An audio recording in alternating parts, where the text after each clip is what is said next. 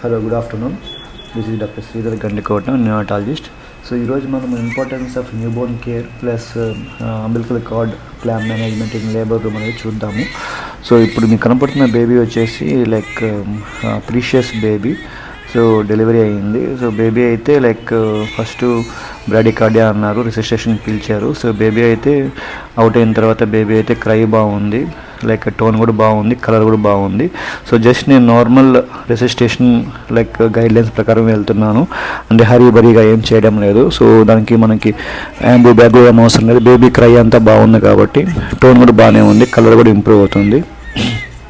So first ఇలాంటి సిచ్యువేషన్లో మనం చేయాల్సింది ఏంటంటే ఫస్ట్ బేబీని హెడ్ టు టో మొత్తం మనం క్లియర్గా లైక్ ఎమ్నోటిక్ ఫ్లూయిడ్ మొత్తం మనం దాన్ని వైప్ చేసుకుంటూ ఉండాలి. ఐస్కు ప్లస్ హెడ్ టు టో మొత్తం ఎగ్జామిన్ చేస్తూనే బేబీని టాప్ టు టో మొత్తం దాన్ని క్లీన్ చేస్తూ ఉండాలి. సో దాని తర్వాత మనం బేబీకి లైక్ అంబిలికల్ కార్డ్ అనేది మనం జస్ట్ ఆ క్లాంప్ ఓపెన్ చేయకూడదు.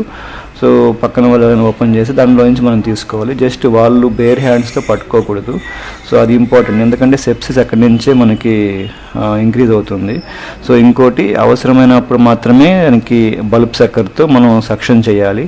సో అన్నెసరీగా మనం సక్షన్ చేయకూడదు. సో బేబీ ఇప్పుడు మీకు కనబడుతున్న బేబీలో క్రై బాగుంది, టోన్ బాగుంది కాబట్టి so no need of bulb suction. So ఇంకోటి వచ్చేసి జెనిటల్స్ దగ్గర మొత్తం మనం మేల్ బేబీ అయితే మనం చూడాలి లైక్ టెస్టిస్ డిసెండ్ అయ్యి ఉన్నాయా లేదా అనేది. సో ఇంకోటి హెడ్ టు టో చూసేటప్పుడు ఫస్ట్ ఐస్, నోస్, ఇంకోటి ఇయర్స్ ఏమైనా ట్యాగ్స్ ఉన్నాయా లేకపోతే అన్నీ చూసుకోవాలి. ఇంకోటి నెక్ దగ్గర ఏమైనా స్వెల్లింగ్స్ ఉన్నాయా చూసుకోవాలి. ఇంకా బ్రెస్ట్ నోడ్స్ ఎలా ఉన్నాయో చూసుకోవాలి. అదొక అలా ప్రీటర్మ్ బేబీస్ అయితే మనం పాల్పేట్ చూసుకోవాలి. టర్మ్ బేబీకి అయితే మనం ఆల్మోస్ట్ మొత్తం మనం ఎగ్జామిన్ చేస్తాము.